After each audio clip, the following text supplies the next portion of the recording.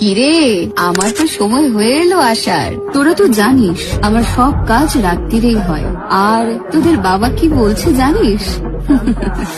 বলছে আমি নাকি রাগ কন্ট্রোল করতে পারি না, কোনো অধর্মকে মেনে নিতে পারি না, রেগে গেলেই তো দেব গলায় খানাটা বসিয়ে।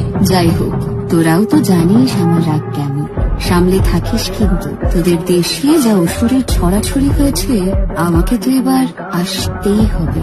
তাহলে রেডি তো?